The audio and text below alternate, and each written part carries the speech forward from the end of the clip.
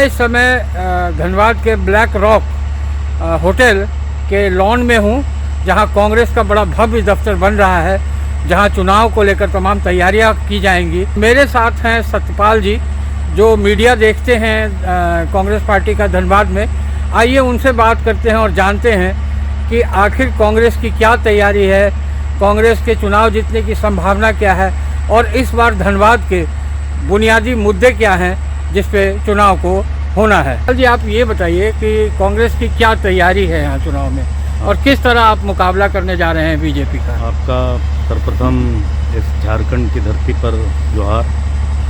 बहुत ही व्यापक पैमाने पर हमारी तैयारियां धनबाद लोकसभा क्षेत्र में की जा रही हैं और सकते हैं कि धनबाद एक घनी आबादी क्षेत्र है और ये देश की कोयला नगरी के नाम से जाना जाता है। लेकिन पिछले 15 वर्षों से आप देखें कि लगातार यहाँ भाजपा का शासनकाल रहा और यहाँ ना एयरपोर्ट है, इंडियन स्कूल ऑफ माइंस सबसे बड़ा आप देख लीजिए, इंडियन स्कूल ऑफ माइंस है, IIT है, plus director general of mine safety का कार्यालय है, CMRI, CMPDI, मतलब तमाम जो केंद्रीय कार्यालय हैं वो धनबाद में स्थित हैं। हर जैसी कंपनी सिंदरी में है, लेकिन जो विकास होना चाहिए था, केंद्र में भी भाजपा की सरकार है और पिछले 15 साल यहाँ पर जो भाजपा का शासनकाल रहा, भाजपा के सांसद रहे, आप देख सकते हैं कि लोग लगातार मांग करते रहे। एयरपोर्ट की मांग, कोई सुपर स्पेशलिटी हॉस्पिटल बन के तैयार है, BCCL की 12 इकाइयाँ यहाँ पर चल रही हैं, खनिज संपदा का क्षेत्र है, लेकिन जो विकास का दंश जो है आज यहाँ के लोगों को झेलना पड़ रहा है। नहीं, आप ये कहना चाहते हैं कि बीजेपी के राज में जो 10 साल से मोदी जी का शासन है उसमें विकास नहीं हुआ और जो विकास हुआ है वो कांग्रेस के ज़माने में हुआ। कांग्रेस के देखिए, कांग्रेस के ज़माने में यहाँ FCI देश का सबसे पहला खाद्य कारखाना सिंदरी में पूर्व प्रधानमंत्री जवाहरलाल नेहरू के द्वारा स्थापित किया गया था। ये आप देख रहे हैं राष्ट्रीयकरण इंदिरा जी ने करके, जो प्राइवेट ओनर्स थे, राष्ट्रीयकरण करके BCCL भारत क्विकिंग कोल लिमिटेड आज यहाँ चल रही हैं। ये इंदिरा जी की देन है, लोगों को रोजगार दिया गया। और आप देखें कि जो हॉस्पिटल भी है, आज सरकारी हॉस्पिटल यहाँ संचालित है, जहाँ 5000 से ज़्यादा अधिक मरीज डेली अपना चिकित्सा कराते हैं। ये हमारी जो अभी 4 साल पहले जो गठबंधन की सरकार, हेमंत सोरेन की सरकार आई है, आपकी योजना, आपकी सरकार, आपके द्वार कार्यक्रम के तहत, लेकिन यहाँ पर जन कल्याणकारी योजनाओं का जाल बिछा दिया है। धनबाद में जाम की सड़क जाम की, यहाँ फ्लाईओवर पिछले विगत 15 वर्षों से ये मांग लगातार, यहाँ की जनता, आबादी बढ़ रही है लेकिन सड़क वही है, मांग कर रही है फ्लाईओवर का, लेकिन फ्लाईओवर आज तक नहीं। देखिए, आप तो कांग्रेस के कामों का बखान कर रहे हैं जो आपने 10 साल पहले किया या 15 साल पहले किया, लेकिन मोदी जी का कहना है कि देश बहुत आगे चला गया है, देश का नाम पूरे दुनिया में हो रहा है। मैं बता रहा हूँ, विकास में देश जो है छप्पर फाड़ दिया है, तो आप इसका मुकाबला कैसे करेंगे? मोदी जी जो गारंटी दे रहे हैं, मोदी जी ने गारंटी दिया ना भाई कि जो 70 साल में 70 के पार तेल नहीं होने दिया गया। आज आप देखें कि पिछले 15 वर्षों में 100 का आंकड़ा, सब में सेंचुरी पार कर गया। जो खनिज, जो सरसों का तेल 70 होता था, आज 150 है। जो 14 में डॉक्टर मनमोहन सिंह ने गैस सिलेंडर जो आम आदमी के घरों में 400 रुपये में देने का काम किया था, जो हम छोड़ के आए थे। आज आप देखिए कि आज 1000 रुपये का सैकड़ा पार कर चुका है। आज हर तरफ अराजकता का नफरत और एक दूसरे में भेदभाव करके बांटा जा रहा है। लेकिन सर ये बताइए, दुल्लू महतो जिनको बीजेपी ने अपना उम्मीदवार बनाया है और पीएन सिंह का भी टिकट काट दिया, और यहाँ राज साहब कोई हैं उनका भी टिकट, उनकी भी नाम था चल रहा था, उनको टिकट नहीं दिया, तो वो दबंग उम्मीदवार हैं जो बागमारा के सबसे बड़ी बात है। सबसे तो आए दिन दबंगई से आप मुकाबला कैसे करेंगे? हमने हमारे राहुल जी ने क्या कहा है, नफरत के बीच हम मोहब्बत की दुकान खोलना चाहते हैं।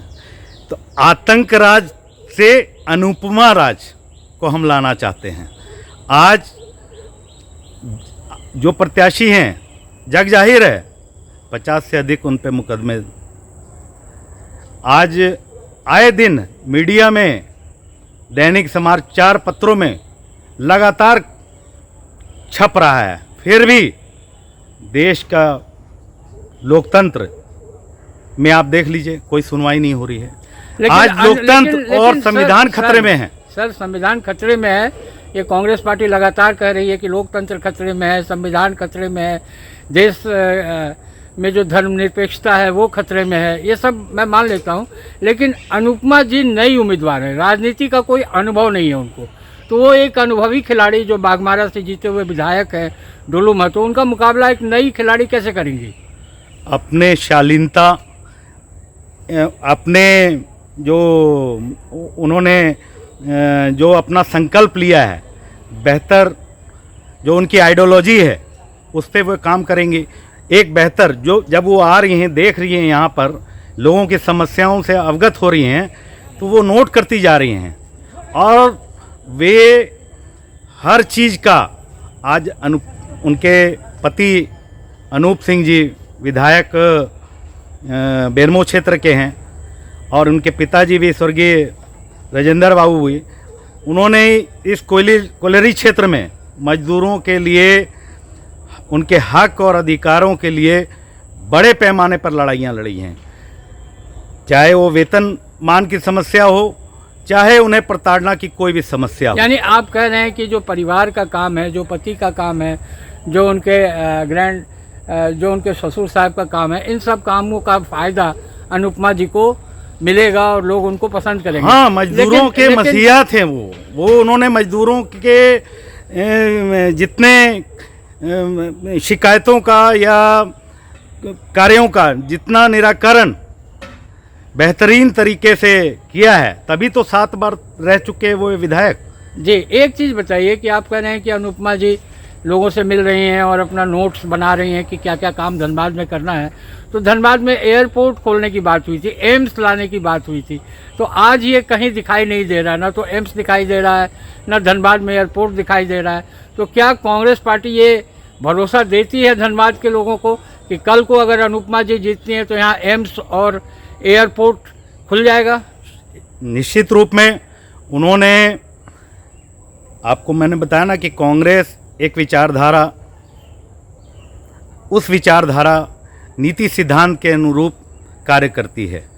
जब ये कोयलांचल जो है ये कांग्रेस की ही देन है, राष्ट्रीयकरण किया गया, बैंकों का राष्ट्रीयकरण किया गया। चलिए ये बात आप देखें कि आज अनुपमा सिंह जी जो हैं एक शिक्षित महिला हैं और महिलाओं को जो कांग्रेस ने वादा किया था 50% का, आप देखें कि उनको उतारा गया है और वे अपने आइडियोलॉजी पे काम करेंगी और आप देखेंगे कि आने वाले दिनों में जल्द धनबाद का समस्याओं का निराकरण जल्द होगा।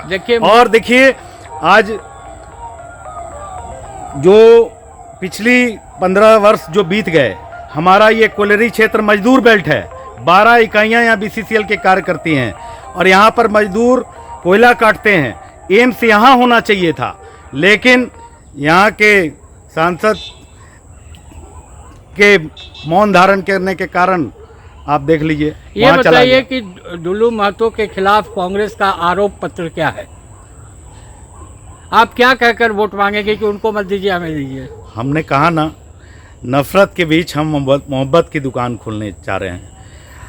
हर महिला की इज्जत हो, हर बच्चा हो अपना प्यारा, हर हाथों को काम मिले, यही है अनुपमा का नारा।